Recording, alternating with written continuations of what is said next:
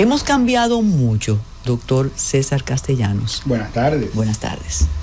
Bueno, yo decía antes de que saliéramos al aire, cuando nos reencontrábamos, luego de varias décadas, que es un constante déjà vu, ¿no? Y pareciera que estamos siempre hablando de lo mismo.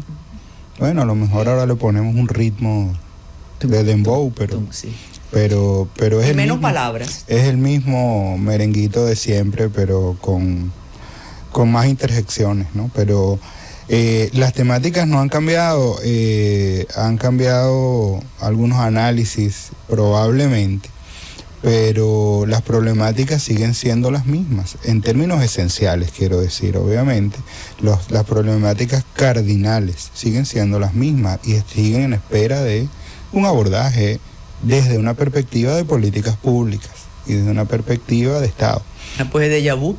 Yo me pregunto si ustedes sientan si tienen todavía clientes, porque como ahora todos sabemos todo, y tú entras a Google y te dice, tengo depre, ¿qué hago? Sí. No, tómate un trago de vino y resuélvelo. Sí.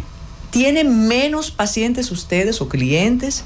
¿O es igual que antes, con menos responsabilidad de los adultos en la familia? No diría eso, la verdad. De hecho, diría más bien que el estigma, digamos, de la visita a un profesional de la conducta ha disminuido. Y hoy día es mucho más común que una persona diga, necesito ver a un psicólogo o a un psiquiatra, que hace 30 años, ¿no? Entonces, ha disminuido el estigma. Lo que se ha complicado es el acceso.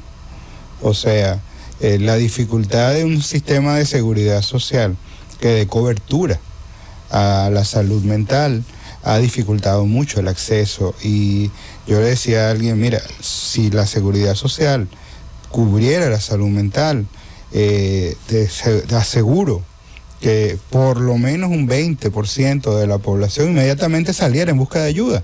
Pero lo que limita es el acceso en términos de los costos que puede representar para la población llana el acceso a un profesional de la salud mental. Entonces usted está sugiriendo que desde el Estado se debe proveer asistencia psicológica. Yo estoy diciendo que la salud mental es un factor muy importante y que la seguridad social tiene una deuda con la población nacional en términos de aseguranza de la cobertura de la salud mental en el plan básico, en el plan familiar de salud, que es el que nos da cobertura a todos y a todas, ¿verdad?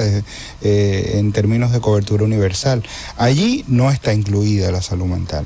Entonces es bien complicado para la población. Vimos el drama hace muy poco con el tema de los niños con autismo, por ejemplo. Esto no tiene una cobertura real en la seguridad social, pero tampoco lo tiene cualquier otro infante con un trastorno del neurodesarrollo, con problemas escolares, con problemas cuando no los tienen las parejas que están en dificultades, no lo tiene la violencia, como es parte también de la realidad. ¿Y qué se puede hacer para lograr, por ejemplo, que pueda entrar en la cobertura de la seguridad social? Bueno, se va a escuchar sencillo, pero es difícil. Es sencillo porque básicamente lo que hay que hacer son los estudios actuariales que permitan que el sistema de seguridad social incluya eso en los catálogos de servicios. Pero eso cruza por una decisión política, no solo técnica, ¿no? Entonces los componentes técnicos están allí. ¿Pero quién lo decide? ¿El gobierno, los empresarios? Bueno, en términos formales lo decide el Consejo Nacional de Seguridad Social. Es que el poder de más alta decisión. Y ese consejo tiene representación de todos los actores de la sociedad. Así es, pero la decisión está ahí. Pero para tomar esa decisión primero hay que reconocer la problemática, o por lo menos dimensionarla adecuadamente. ¿Y en qué etapa estamos? Yo creo que hablando en términos de como hablan los expertos en adicciones, estamos en la etapa de precontemplación, o sea, cuando todavía yo no me doy cuenta de que tengo un problema. Y mire, ahora introdujo la adicción, y cuando César Castellanos, el doctor amigo, habla del déjà vu es porque nosotros hemos hablado de manera recurrente de estos temas y a veces vemos que se reiteran y que no hay solución. Yo recuerdo con toda la algarabía que se anunció la prohibición del matrimonio infantil, yo me sentía realmente sin voz, porque fue un logro que hasta expuso al señor honorable presidente de la República a decir lo que habíamos logrado, pero yo decía, perfecto, no hay matrimonio, pero se la van a llevar en uniones consensuales, y no se daban cuenta, sino que tenían que cumplir una agenda. Que cuando usted menciona ese servicio de salud a la mayoría, usted recuerda hace unos años que se decía, no, es que en la marginalidad no hay dolor, ni hay frustración, ni hay traumas. Y yo pienso que todavía se cree eso, doctor. ¿Qué usted nos dice? Probablemente se crea porque el acceso a los servicios de salud mental es privativo. Y entonces solo las clases medias y altas tienen acceso al mismo. Y claro, lo que no se mide no se ve. Lo que no se busca no se encuentra, ¿no? Pero no existe ninguna evidencia de que la falta de recursos económicos proteja contra el sufrimiento. Y creo, me atrevería a decir que es todo lo contrario. Que es todo lo contrario. O sea, que el no tener acceso a, por ejemplo, a nutrición adecuada durante la gestación, no tener acceso a servicios de salud en una gestante, en una adolescente gestante, a servicios de salud de control prenatal, el no tener acceso a partos en condiciones adecuadas, pero el no tener acceso luego a programas de promoción de la lactancia materna eficientes que lleven a estos neonatos a tener una nutrición adecuada para su desarrollo sano, el no tener acceso a programas de promoción de la familia, el seno familiar como ente protector de desarrollo de este nuevo ciudadano y promotor de conducta sana, el no tener acceso a nada de esto y luego no tener acceso a programas para los jóvenes, programas eficientes y extendidos de salud mental, que me refiero a deporte, cultura, me refiero, porque siempre decimos, un programa, un ministerio de salud cuyos énfasis son las enfermedades, no es un ministerio de salud, es un programa, es un ministerio de curación de enfermedades, lo cual es necesario, pero no es suficiente. Interesante enfoque ese. ¿Y cómo está la situación de la salud mental después de la pandemia del COVID? Bueno, hay mucha afectación, ciertamente, por diversas razones. Hay afectación. ¿Pero es que lo puso que existía y lo puso en evidencia? Sí, ¿o es que lo recrudeció? Ambas cosas. Mencionaré algo más bien académico y quizás algo más desde la perspectiva personal, para ser honesto. De la perspectiva personal mencionaré que creo que hay una consecuencia en la salud mental de la población producto de un manejo irresponsable desde el punto de vista de cómo se manejó el mensaje a las masas, que fue metiéndole miedo como control social.